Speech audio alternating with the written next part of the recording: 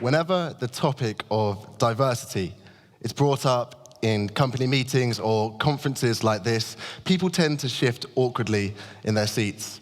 I think this is because whenever we talk about diversity, we talk about it being this problem that we're struggling to solve, and we feel like we've heard it all before. We're familiar with the business case. We understand that diversity is fundamental to the future-proofing of our businesses in an increasingly globalized economy.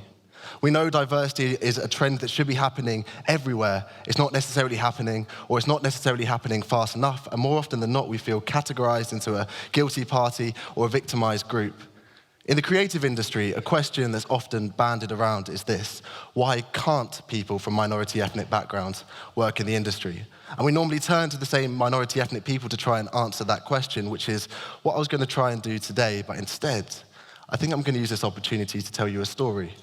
A story that I hope you might be able to help me finish. It's a story that's formulated around a question of my own, a theory which I call the camera lens conundrum, which asks, why can't the people behind the lens be as diverse as the people in front of it? Because I grew up in a small town by the sea, watching the sun rise above a seaside skyline whilst dog walkers are throwing sticks, home of 0800 00 1066. A quiet place where not much has been happening since, other than schools getting shut down or young kids getting nicked, Thatcherite council estates built out of Edwardian bricks. I've never known why Londoners call my hometown the Sticks. Maybe it's because these council towers look like redwood trees if you take just a glance, growing branches among the broken homes and the broken glass, but I like to call this jungle my home. A forest forgotten by the partisans, overgrown with coffee shop owners and artisans, a garnish on the corner of God's garden, a place full of stories that I was never a part of, stories that I never fit in, stories about people with a different color skin. I never understood them when I was younger. It took me years until I was older before I figured out why I walked everywhere with a camera wrapped around my shoulder. Subconsciously, it's because I only saw people that looked like me on the other side of the camera, so I spent my childhood staring through a lens. Growing up in a town with an ethnic diversity of less than 6%, I went to a school with 1,000 pupils, but I was just one of 10. In my year, I got lucky, though, because I was one of 4. People asked me if that was confusing, and I say it's not anymore. Those wounds have healed, even if the memory's still sore, but through the TV screen and the camera lens was the only diversity that I saw, which was hard, because when I was younger, I just wanted to be normal. And that was my biggest priority. But this town was poorer than normal, and of course, I was a minority. So becoming normal for me meant just being part of the majority, but everyone else's parents were normal. And mine did choreography. And that's wicked, I know. But in the place where I grew up, it was always harder, because when everyone spent their weekends with their parents, I was normally missing a father. My parents wanted me to do dance too, ballet or tap, but I thought to fit in, then I should probably rather want to play football in the park or listen to Linkin Park or pretend the other kids on the playground didn't call me half-caste or hide in plain sight and cut my afro down low. Speak the Queen's English like everybody I know. I used to win every race on the athletics track until I learned to run slow, because every time I won, they said the only reason you did is because you're black, and they ignored the fact I spent 10,000 hours training on that track. They called me black until I tried to rap, and then they said you're not black enough because you speak white and your skin's light and you study too much. Eventually, I gave up trying to be normal because I realized to them being normal meant being white, but deep down, I knew that wasn't right, but I never had any black people to tell me that in my life, so I constructed my identity as half white and half stereotype. My childhood and adolescence felt like this weird juxtaposition between two worlds. On one hand, there was my parents' life and legacy as dancers, actors, and models in front of the camera. There was then my passion and ambition to work on the other side of the lens. It was a juxtaposition because my schoolmates were forced to wear football boots at the weekends whilst I was given tap shoes for Christmas. My weekends were spent at the backstage of West End theatres with my dad, my weekdays trying to straighten my hair before going to school at a sports college. My grandparents' house was full of pictures of weddings, graduations, sailors and soldiers. My house was full of pictures of my parents on top of the pops with jerry curls and Mohicans. I always stared up to those pictures, searching for answers. You see, in the 80s, they were dancers, part of a group called Hot Gossip. You've probably heard about the gossip. They made careers for themselves in front of the camera, whilst I've always preferred being behind it. A lot of people thought I'd find a talent like my parents did, but I never managed to find it. In all honesty, I've never really minded. I preferred it, in fact. I much preferred doing the things you'd associate with the other side of the lens, coming up with stories and insights, doing things like that. But I've always been obsessed with the camera lens, with what the camera lens can do, the way it can depict a person or group, the way its representation can be fictitious or truth. And when you're behind the camera lens, nobody's looking at you.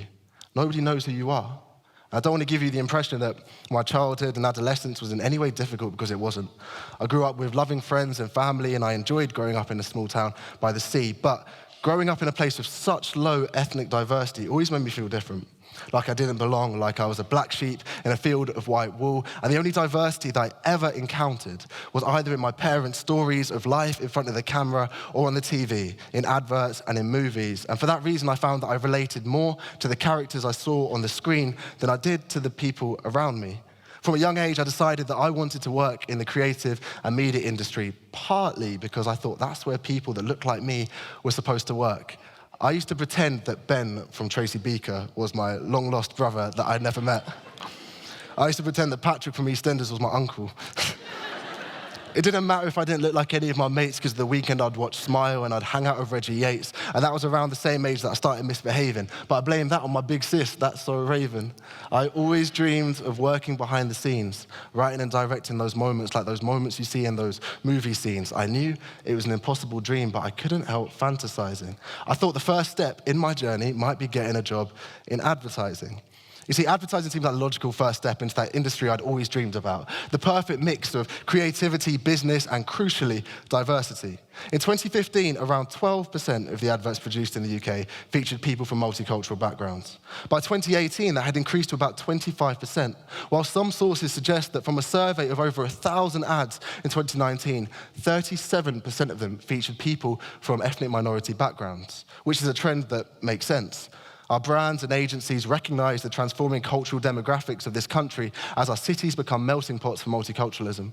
Already over 40% of London's population come from a black, Asian, or minority ethnic background, 35% in Birmingham, 35% in Manchester, and the directors, strategists, and producers behind the lens are attempting to communicate with an increasingly diverse consumer base by putting more diversity in front of the lens.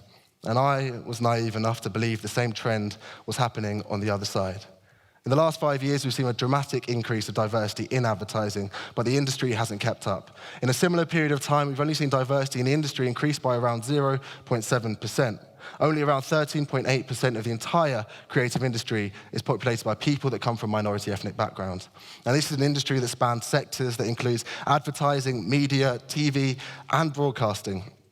And maybe on paper, 13% makes sense when compared to the ethnography of the country as a whole. But I'm sure for any of you who work in the creative industries, when you look around your office, you don't see 13%.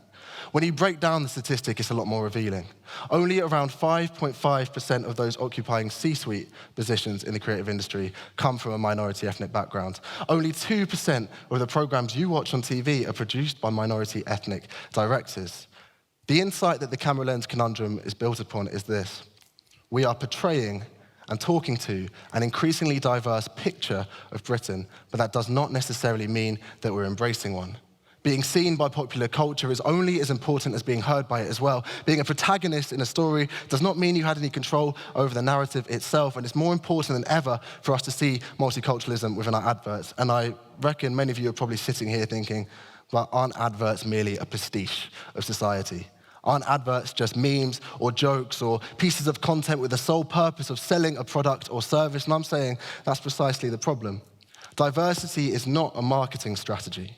A Lloyd study of diversity in advertising in 2018 concluded that 34% of black respondents and 30% of Asian respondents believe that their cultures are being inaccurately represented within UK advertising, which is a really worrying statistic. It's incredibly worrying considering we pride ourselves on living in a multicultural society, and it's a byproduct of the camera lens conundrum, which is why I stand here today, prepared to challenge the popular narrative of our industry, to encourage us to stop asking why can't people from minority ethnic backgrounds work in the industry, and instead start asking why should they want to. If our brands and agencies are profiting from diversity in front of the camera, imagine what the same diversity can do behind the lens, in the strategic and creative development phases. Because people from diverse backgrounds are more than their faces and bodies, they have voices and ideas as well.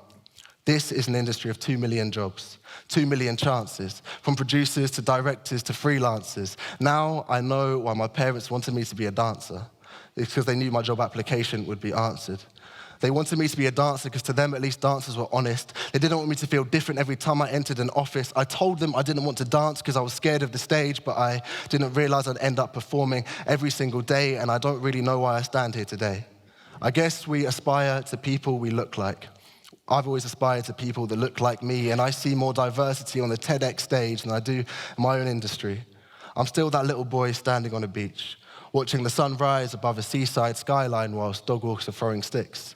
But now I stand on a cityscape skyline watching tailored suits walk through the mist, feeling the same as I did back in 2006. I don't want to be invited to awards evenings and not know where to sit. I'm tired of staring down a camera lens and wondering, where do I fit?